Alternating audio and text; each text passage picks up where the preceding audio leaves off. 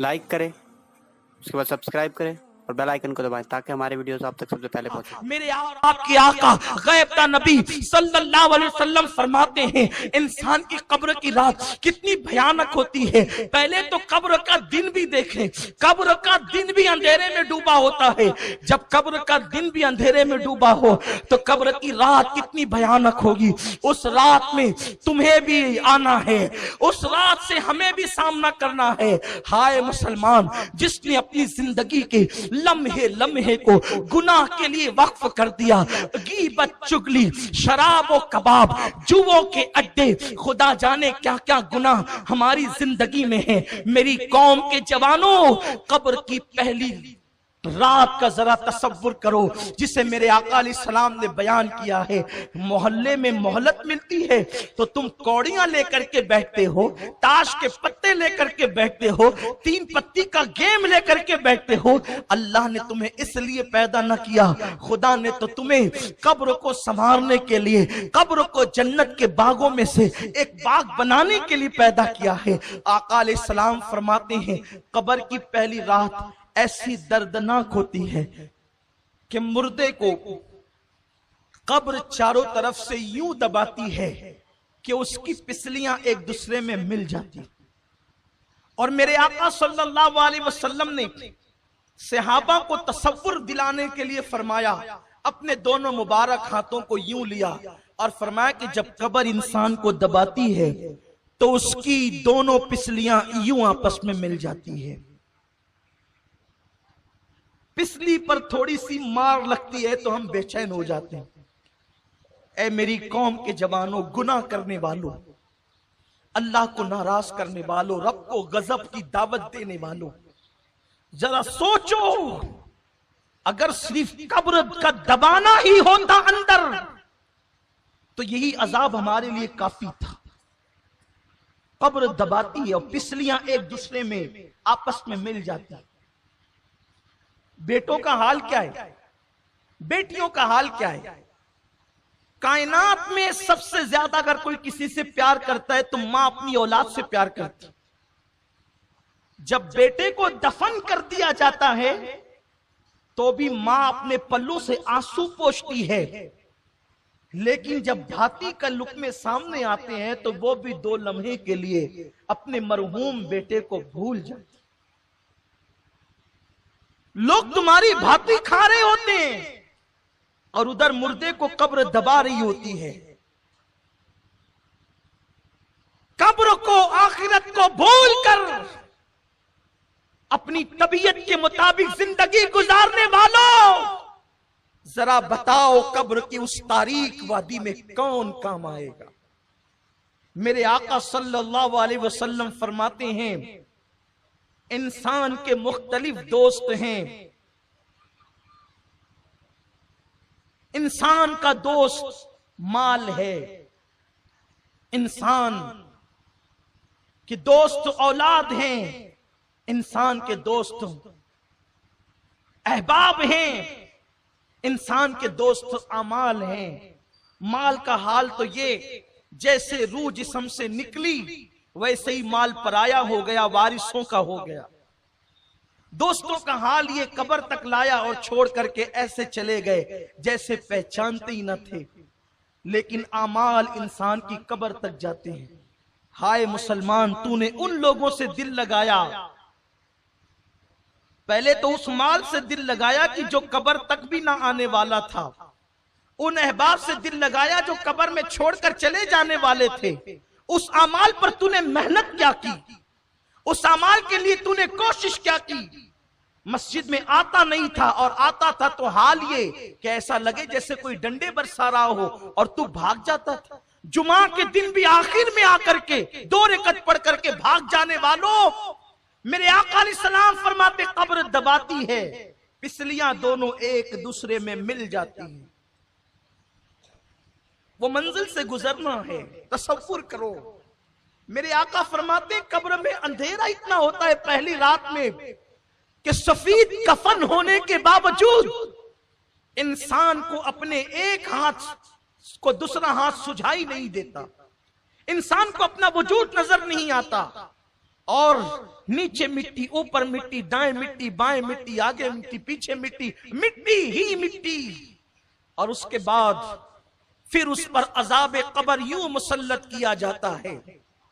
یہ کسی لیڈر کا قول نہیں کہ مسکرا کر کے بھلا دو، یہ کسی مولوی کا کہنا نہیں کہ شک کر سکو، یہ اس رسول کا فرمان ہے جو زمین پہ بیٹھ کر عرش پر نظر رکھتا ہے. یہ اس رسول ہاشمی کا فرمان ہے جس کی نگاہ سے خدا کی ذات نہ چھپی، اس کی نگاہ سے قبر کی بات کیا چھپ سکتی ہے. وہ عالم ما کان و ما یکون رسول جسے اللہ نے معلم کائنات، معلم انسانیت بنا کر کے مبعوث فرمایا، اس رسول کا فرمان ہے کہ ابھی قبر کی تاریکی چھٹتی بھی نہیں ہے کہ انسان پر عذاب قبر یوں مسلط ہوتا ہے کہ انسان جن جن چیزوں سے دنیا میں ڈرتا تھا وہ ساری چیزیں اس کی قبر میں بھیجی جاتی ہے جو اس کو ڈرا کر کے دہشت زدہ اور وحشت زدہ کرتی ہے. مثال کے طور پر دنیا میں کتے سے ڈرتا تھا تو کتے قبر میں آ کر اس کو ڈراتے ہیں، چپکلی سے ڈرتا تھا تو چپکلیاں ڈراتی ہے، چوہے سے ڈرتا تھا تو چوہوں کو بھیجا جاتا ہے اور وہ اس کو ڈراتے ہیں. سوچو گلی کے کونے پر کھڑے ہیں اور کتا آ جائے تو ہم دور بھاگتے ہیں. قبر کے اندر جب اس طریقے سے کتوں کو، چوہوں کو، چپکلیوں کو، سانپوں، بچھوؤں کو جب مسلط کیا جائے گا تو اس 2 گز زمین میں جہاں پر کروٹ بدلنے کے لیے جگہ نہیں ہے وہاں سے کہاں بھاگو گے؟ چیخو گے آواز کہاں تک پہنچے گی؟ چلاؤ گے آواز کہاں تک جائے گی؟ مسلمان تو کتنا نادان ہے، تجھے اللہ نے محمد الرسول اللہ جیسا نبی عطا کیا، تجھے اللہ نے قرآن مقدس جیسی کتاب عطا کی، تجھے اللہ نے اللہ اکبر ہدایت یافتہ بندوں کا دامن عطا کیا اولیاء کرام کا، لیکن تو نے دنیا دنیا دنیا اور دنیا کی موج مستی میں اپنا وقت ایسے گزار دیا کہ تو نے آخرت کی کوئی فکر نہ کی، قبر کی کوئی پرواہ نہ کی. ہاں اگر تجھے وقت ملتا تو تو گناہوں میں ڈوب جاتا. تو نے آخرت کے لیے کیا کیا؟ تو نے قبر کے لیے کیا کیا؟ اللہ کے پیارے حبیب غیب داں نبی صلی اللہ علیہ وسلم فرماتے ہیں مردہ اسی سے ہراساں ہوتا ہے، پریشان ہوتا ہے کہ اس کے پیر کی طرف سے عذاب آتا ہے، اس کے سر کی طرف سے عذاب آتا ہے، اس کے کانوں کی طرف سے عذاب آتا ہے، اس کے ہاتھوں کی طرف سے عذاب آتا ہے اور چو طرف سے عذاب آ کر کے اس کو اپنی لپیٹ میں لے لیتا ہے. اللہ کے پیارے حبیب غیب داں نبی صلی اللہ علیہ وسلم فرماتے ہیں حال یہ ہوتا ہے کہ اگر اس نے ایک وقت کی نماز کبھی جان بوجھ کر جاگتے میں قضا کر دی تھی، چھوڑ دی تھی، تو ایک وقت کی نماز چھوڑنے کے بدلے میں اس پر 99 سانپ مسلط کیے جاتے ہیں، جس میں سے ایک ایک سانپ کی طاقت کا عالم یہ ہے کہ اگر وہ کسی پہاڑ پہ ڈنک مارے تو پہاڑ ریزہ ریزہ ہو جائے، اگر وہ دنیا میں پھنکار دے تو اس کی پھنکار کی گرمی سے دنیا کے سارے انسان مر جائیں. ایسے 99 سانپ اس مردے پہ مسلط کیے جاتے ہیں. اس کے بعد ایک فرشتہ جو آنکھ سے دیکھتا نہیں، جو کان سے سنتا نہیں، جو زبان سے بولتا نہیں، گونگا بہرا اندھا فرشتہ اس پہ مسلط کیا جاتا ہے اور نماز چھوڑنے کی وجہ سے صرف ایک گوزا جب وہ اس کے وجود پہ مارتا ہے تو وہ ایسے پس جاتا ہے جیسے چنے پہ ہتھوڑا مارنے سے چنا پس جاتا ہے. رات کے 2-2, 3-3 بجے تک جگ کر کے نماز فجر ترک کرنے والوں ذرا اس چابک اور اس گوزے کا تصور کرو، سوچو اور غور کرو کہ کیا یہ نازک وجود، یہ چھوٹا سا جسم کیا اللہ کے عذاب کو برداشت کر سکے گا؟ کیا رب تبارک و تعالیٰ کے عذاب کو برداشت کر سکے گا؟ نہیں اور ہرگز نہیں. تو پھر یہ رنگریلیاں کیوں ہیں؟ یہ طبیعت کے مطابق زندگی کیوں ہے؟ یہ گھروں پہ لگے ہوئے تمہارے اینٹینے، یہ اینٹینے نہیں، یہ ایریل نہیں، یہ جہنم کے سامان ہے. تمہارے گھروں کی رنگین ٹیویاں جو تمہیں ڈش لگانے پہ مجبور کرتی ہے، تمہارے بچے جو تمہیں مجبور کرتے ڈش لگانے پر، اس میں 100 سے زائد چینل پر گندی ننگی اور آوارگی کی فلمیں دیکھنے والوں، یہ صرف تمہیں نہیں بلکہ تمہاری پوری اولاد کو جہنم کا ایندھن بنانے کے لیے راہ جہنم پر لے کر کے جا رہے ہیں۔ خدارا ذرا اپنے حال پہ رحم تو کرو۔ اگر یہ کہا گیا ہوتا کہ 1 سال کے بعد موت آئے گی تو شاید ہم 1 سال پہلے سدھر جاتے، 10 سال کے بعد موت آئے گی تو ہم 10 سال پہلے سدھر جاتے، لیکن موت نے تو کوئی وقت نہ دیا، کسی کو موقع نہ دیا۔ موت کب آئے گی، کیسے آئے گی، کس وقت آئے گی، کس حال میں آئے گی، اسے پر کوئی اطلاع کسی کو نہیں دی گئی۔ ٹی وی دیکھنے والوں، موبائل کو ہاتھ میں لے کر کے انٹرنیٹ پر گندے مناظر دیکھنے والوں، جس وقت تمہارے ہاتھ میں موبائل ہو اور اسی وقت اللہ نہ کرے تمہیں موت آ گئی، اس وقت جب تم گندے مناظر دیکھ رہے ہو یا فلمیں تم ننگی اور آوارگی کی دیکھ رہے ہو، اسی وقت تمہیں موت آ گئی تو تم اللہ کو کیا منہ دکھاؤ گے؟ مصطفیٰ جان رحمت صلی اللہ علیہ وسلم ارشاد فرماتے ہیں، جس کو جس حالت میں موت آئے گی وہ قیامت کے دن اسی حالت میں اٹھایا جائے گا۔ اللہ کے حبیب صلی اللہ علیہ وسلم فرماتے ہیں، بہت چھوٹی چھوٹی چیزیں جس کو لوگ سمجھتے ہیں اس پر بھی اللہ لوگوں پہ قبر میں عذاب فرمائے گا۔ میرے آقا علیہ السلام فرماتے ہیں کہ لوگ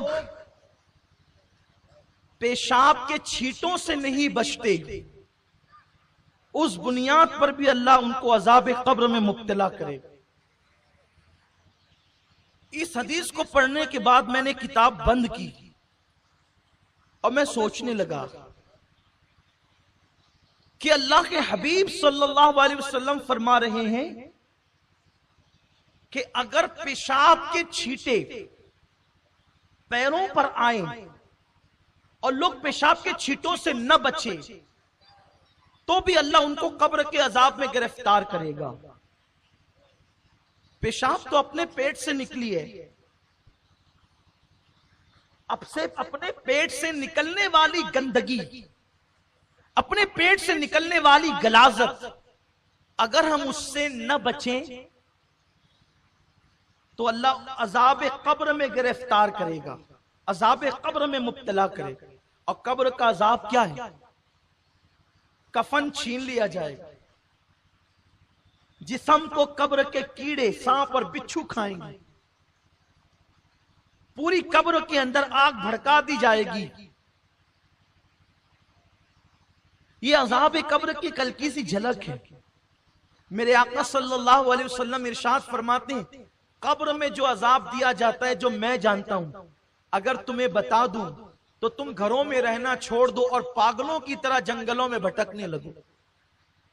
حضور نے نہیں بتایا، صرف اشارہ کر دیا۔ اس کا مطلب یہ ہے کہ آقا جو جانتے ہیں وہ کوئی نہیں جانتا، اور یہ بھی میرے رسول کی شان کی بات ہے۔ حضور وہ سب کچھ جان کر بھی لوگوں کے درمیان محلے میں انسانیت کی حیثیت سے ہے۔ اس کا مطلب حضور کی عقل اور اپنی عقل دونوں برابر نہیں ہے۔ ہمیں پتا چلے تو ہم پاگل ہو جائیں، ارے لوگ بھیانک ایکسیڈنٹ دیکھ کر کے پاگل ہو جاتے ہیں، تو قبر کا عذاب سننے کے بعد جو کما کہو عذاب دیا جائے گا وہ کیسے برداشت ہو سکتا ہے؟ تو اللہ کے حبیب صلی اللہ علیہ وسلم فرماتے ہیں، اگر میں تمہیں بتا دوں مکمل طور پہ کہ قبر میں کیا ہوتا ہے تو تم ایسے گھلنے لگو گے جیسے نمک پانی میں گھلنے لگتا ہے۔ تم اپنی جگہ پر سلامت نہیں رہ سکتے، گھل جاؤ گے تم۔ وہ قبر ہے جسے دردناک عذاب کے حوالے سے اللہ کے حبیب علیہ الصلوۃ والتسلیم نے بیان فرمایا ہے۔ تو ایک معمولی سا عمل جس کو ہم کہتے ہیں پیشاب کے چھینٹوں سے نہ بچنا، یعنی کھڑے کھڑے کچھ لوگ پیشاب کرتے ہیں تو پیر پہ چھینٹے آتے ہیں، کچھ لوگ بیٹھ کر بھی بے احتیاطی سے کرتے ہیں تو بھی پیشاب کے چھینٹے آتے ہیں۔ تو پیشاب کے چھینٹوں سے نہ بچو تو بھی انسان عذاب قبر میں گرفتار ہوگا۔ حیرت ہے، جتنا زیادہ ناپاک پیشاب ہے اس سے زیادہ ناپاک گناہ ہے. گناہ اور پیشاب کی ناپاکی میں زمین آسمان سے بڑا فرق ہے. کیونکہ پیشاب اگر کہیں لگ گیا پانی ڈال دو تو پیر پاک ہو جائے گا، بدن پاک ہو جائے گا. لیکن اگر گناہ کا دھبا لگ گیا تو 7 سمندر کا پانی بھی گناہ کا دھبا نہیں دھل سکتے. تو پیشاب اگر ناپاک چیز پیر پہ لگ جائے اڑ کر کے اور کوئی اس سے نہ بچے، احتیاط نہ کرے، تو اللہ عذاب قبر میں گرفتار کرے گا. تو اس سے زیادہ ناپاک تو گناہ ہے. وہ کوئی گناہ میں ڈوبا رہے، اور وہ بھی وہ گناہ نمازوں کا ترک کرنا، جوا کھیلنا، تاش کے پتے کھیلنا، محلے کی لڑکیوں پہ بد نظری کرنا، پڑوسیوں کے حقوق دبانا، غصب کرنا، ایک دوسرے کے حقوق ادا نہ کرنا، ماں باپ پہ ظلم کرنا، ماں باپ پہ زیادتی کرنا، بیوی پہ ظلم کرنا، بیوی پہ زیادتی کرنا، اولاد کا حق ادا نہ کرنا، کتنے بڑے بڑے جرائم ہیں. اس سے بچنے کی کیا صورت ہے؟ اور ایک اہم بات، پیشاب اپنے پیٹ کی غلاظت ہے، وہ نکلی اور پیر پہ پڑی اور ہم اس سے نہ بچے تو عذاب قبر میں گرفتار ہوں گے. اور جتنی زیادہ ناپاک پیشاب ہے اتنا ہی ناپاک شراب بھی ہے. دونوں کی ناپاکی برابر برابر، یعنی کہ پیشاب کا پینا اور شراب کا پینا دونوں ایک ہے. یہ میں کوئی لطیفہ نہیں کہہ رہا ہوں، میں آپ کے سامنے اس کی شرعی حیثیت بیان کر رہا ہوں کہ شراب اسلام میں اتنی ہی ناپاک مانی گئی ہے جتنا کہ پیشاب ناپاک ہے. تو مجھے بتاؤ، اگر پیشاب کے چند چھینٹے بدن پہ لگ جائیں تو انسان اللہ کے عذاب پہ گرفتار ہوتا ہے. تو جو لوگ پیشاب کی طرح ناپاک شراب اپنے منہ کے اندر ڈالیں اور اپنے پیٹ میں ڈالیں تو ان پر کیسا عذاب ہوگا، ان پہ عذاب کی کیفیت کیا ہوگی، ان پہ عذاب کی سختی کیا ہوگی. میرے آقا صلی اللہ علیہ وسلم کے دیوانوں، آیت مبارکہ کا آخری ٹکڑا، اب میں اس پہ نہیں پہنچ سکوں گا، بس ایک بات عرض کر کے اپنی گفتگو مکمل کروں. شاید کسی کی زندگی میں انقلاب پیدا ہو جائے. خدا کے لیے اپنی قبر کی تیاری کرو. قبر میں کسی نے نہیں آنا، نہ کسی مولوی نے، نہ کسی خطیب نے، نہ کسی مقرر نے، نہ کسی دوست نے، نہ کسی ماں باپ نے، نہ کسی یار نے. لیکن یہ بات حق ہے جس کو ضرور کہوں گا کہ قبر میں کسی نے نہیں آنا، لیکن قبر میں مدد کے لیے آمنہ کے لال نے ضرور آنا. اسی لیے قبر کی تیاری کا سب سے بنیادی سبجیکٹ ہے کہ جو آنے والا ہے اس سے اپنا کانٹیکٹ بنا کے رکھو. جو آنے والا ہے اس سے کانٹیکٹ بنا کے رکھو. اس لیے کہ اگر رابطہ بنا رہے گا تو وہاں بگڑی بن جائے گی.